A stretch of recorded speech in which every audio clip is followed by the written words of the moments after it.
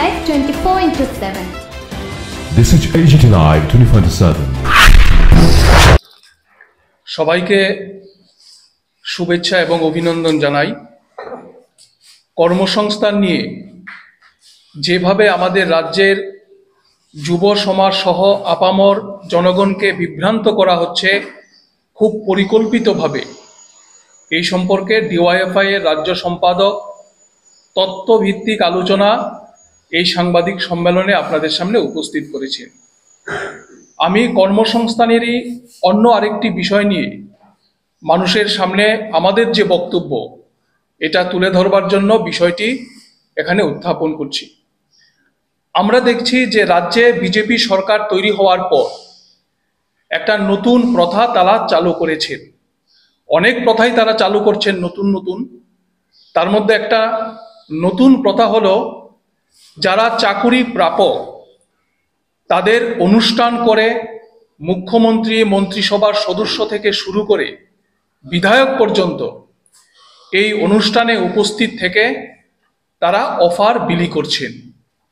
আমরা এই পদ্ধতির সম্পূর্ণ বিরোধিতা করছি, কারণ আমরা মনে করি এটা করা হচ্ছে রাজনৈতিক স্বার্থে এবং প্রশাসনের মধ্যে দলতন্ত্র কায়েম করার জন্য পরিকল্পিতভাবে এই জিনিস করা হচ্ছে এবং একটা মেসেজ দেওয়ার চেষ্টা হচ্ছে যে আগামী দিনে চাকরি পাওয়ার পর তোমাকে দলের অনুগত সৈনিক হিসাবেই কাজ করতে হবে। এই কারণে আমরা সরকারের এই যে প্রথা বা পদ্ধতি তার বিরোধিতা আমরা করছি। প্রথমত যেটা বলতে চাই যে প্রথমে 10 বছর, তারপরে 25 বছর, দুই পর্যায়ে মোট 35 বছর আমাদের রাজ্যে সরকার চালিয়েছে বামপন্থীরা, এবং এই 35 বছরের বাম শাসনে আমরা জানি যে হাজার হাজার ছেলেমেয়ের সরকারি চাকরি হয়েছে।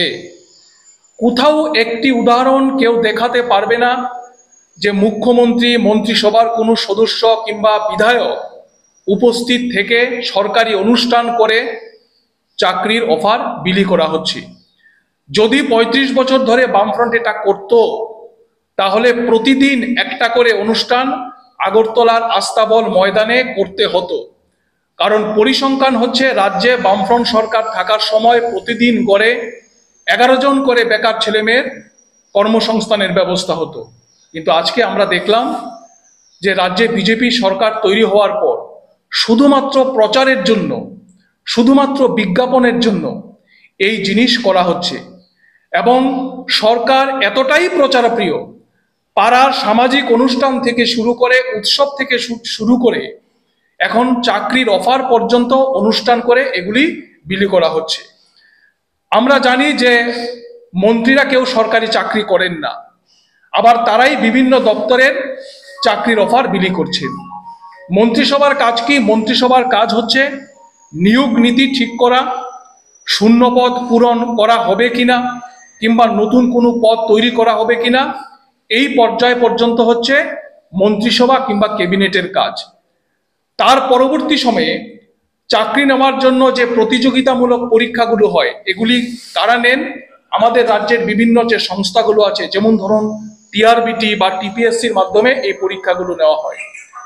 একজন চাকরি প্রত্যাশী যুবক সে এই পরীক্ষায় উত্তীর্ণ হয়ে তার যোগ্যতার পরিচয় দিয়ে সে চাকরি পান, কিন্তু এমনভাবে সরকারি অনুষ্ঠান করে চাকরিগুলি প্রদান করা হচ্ছে, মনে হবে যেন যে তাদের প্রতি অনুকম্পা করা হচ্ছে, দয়া দাক্ষিণ্য দেখানো হচ্ছে এবং বিষয়টাকে দাতা এবং গ্রহীতার পর্যায়ে নিয়ে যাওয়া হয়েছে।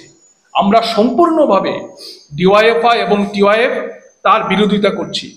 মুখ্যমন্ত্রী থেকে শুরু করে মন্ত্রিসভার সদস্যরা প্রায়শই বলেন যে আমরা স্বচ্ছতার সাথে নিয়োগ করছি, আমাদের বেকার ছেলে মেয়েদের চাকরির জন্য নেতা মন্ত্রীদের বাড়িতে যেতে হয় না। আবার তারাই যখন অফার বিলি করছেন, একেবারে প্রচারের আলুতে থেকে বিধায়ক স্তর পর্যন্ত নেমে এসেছে এই অফার বিলি করার যে কাজ, এই কাজটি করার জন্য। আমরা আশঙ্কা প্রকাশ করছি আগামী দিনে হয়তোবা আমাদের দেখতে হবে, এই রাজ্যের মানুষকে দেখতে হবে যে চাকরির অফার বিলি করছেন গ্রামের প্রধান, পঞ্চায়েত সমিতির চেয়ারম্যান কিংবা মণ্ডলের যারা কার্যকর্তা, তারা পর্যন্ত অফার বিলি করছেন। ফলে আমরা ডিওয়াইএফ টিওয়াইএফ এই প্রথার সম্পূর্ণ বিরোধিতা আমরা করছি এবং আমরা মনে করি এটা নীতিগতভাবে করা যায় না। সরকার এই রাস্তা থেকে সরে আসুক এবং যারা চাকরি প্রাপক, যারা অফার পেলেন, তাদেরকে যেন দলদাসে পরিণত করা না হয়। এবং সবচেয়ে আমরা অবাক হলাম, এই যে গত পরশুদিন পুলিশের কনস্টেবল পদে অফার দেওয়া হলো। পুলিশ হচ্ছে এমন একটা বাহিনী যারা নিরপেক্ষভাবে তারা তাদের দায়িত্ব পালন করবে। এখানে যখন নেতা মন্ত্রীদের উপস্থিতিতে অফার বিলি করা হচ্ছে, স্বাভাবিকভাবেই তাদের উপর একটা চাপ থাকে যে আমাকে সরকারের অনুগত হিসাবেই কাজ করতে হবে। পুলিশ মানে কারু অনুগত না, পুলিশ মানে হচ্ছে আমাদের দেশের সংবিধানের অনুগত সৈনিক এবং আমাদের দেশের আইনের শাসন তৈরি করা, আমাদের রাজ্যে আইনের শাসন প্রতিষ্ঠিত করার জন্য পুলিশ তার ভূমিকা পালন করবে। সেখানে পর্যন্ত আমরা দেখলাম যে অনুষ্ঠান করে নেতা মন্ত্রীদের উপস্থিতিতে অফার বিলি করা হচ্ছে। আমরা এই প্রথা যেন আগামী দিনে রাজ্য সরকার এই প্রথা থেকে সরে আসেন এবং আগে যেই রকম ভাবে বামফ্রন্ট সরকার থাকার সময় এই ডাকঘরের মাধ্যমে, পোস্ট অফিসের মাধ্যমে হলুদ খাম যারা চাকরি প্রাপক তাদের কাছে অফার পৌঁছে দিত, এই পদ্ধতিতেই যেন অফার পৌঁছে দেওয়া হয়। এই প্রথা সরকারকে মানতে হবে এবং আমরা এই বিষয়টি আপনাদের মাধ্যমে সমস্ত জনগণের কাছে এই বিষয়টি আমরা নিয়ে যেতে চাই এবং যারা চাকরি পেয়েছেন তাদেরকেও আমরা ধন্যবাদ জানাতে চাই যে তাদের যোগ্যতার পরিচয় দিয়ে তারা চাকরিগুলি পেয়েছেন।